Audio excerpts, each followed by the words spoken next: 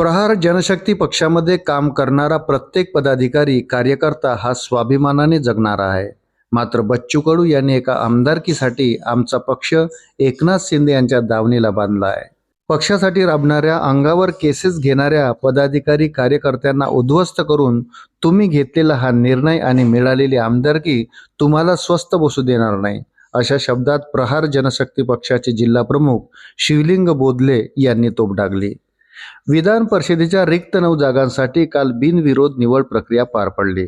या निवडणुकीत प्रहार जनशक्ती पक्षाचे सर्वेसर्वा बच्चू कडू यांनी आपला पक्ष एकनाथ शिंदे यांच्या शिवसेनेत विलीन करत आमदारकी मिळवली। शेतकरी आणि दिव्यांगाच्या हितासाठी आपण हा निर्णय घेतला, असा दावा बच्चू कडू यांनी शिवसेनेत प्रवेश करताना केला होता। मात्र त्यांच्या या पक्ष प्रवेशानंतर प्रहार जनशक्ती पक्षात एकच खळबळ उडाली आहे। परभणी येथील पक्षाचे जिल्हा प्रमुख शिवलिंग बोधने यांनी जिल्ह्यातील पदाधिकारी व कोर कमिटीतील सदस्यांची बैठक घेऊन बच्चू कडू यांच्या या निर्णयावर तोफ टाकली। प्रहार ही एक संघटना होती।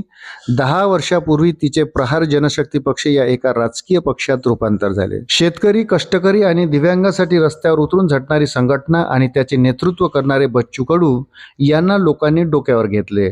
मात्र त्यांनी एका आमदारकीसाठी पक्ष एकनाथ शिंदे यांच्या दावणीला नेऊन बांधला।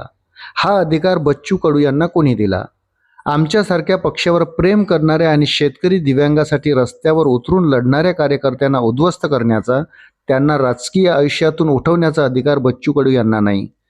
प्रहार जनशक्ती पक्षाचे विलीनीकरण शिवसेनेत करण्याचा निर्णय बच्चू कडू यांनी मुंबईत जाऊन जाहीर केला। एवढा मोठा निर्णय घेताना त्यांनी राज्यातील एकाही जिल्हा प्रमुख किंवा महत्त्वाच्या पदाधिकाऱ्यांना विश्वासात घेतला नाही, असा आरोप बोधने यांनी केला आहे। या संदर्भात आपण राज्यातील पक्षाच्या सर्व जिल्हा प्रमुखांशी चर्चा केली, तेव्हा बच्चू कडू यांनी हा निर्णय स्वतःच्या मर्जीने आणि केवळ आमदारकीसाठी घेतल्याचा घणाघात बोधने यांनी केला।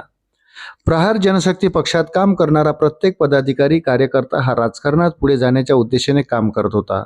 आगामी काळात जिल्हा परिषद व इतर निवडणुकांमध्ये पदाधिकाऱ्यांना काम करण्याची संधी मिळणार होती। मात्र असे असताना या सगळ्या पदाधिकाऱ्यांची राजकीय वाट लावून बच्चू कडू यांनी केवळ स्वतःचा स्वार्थ पाहिला।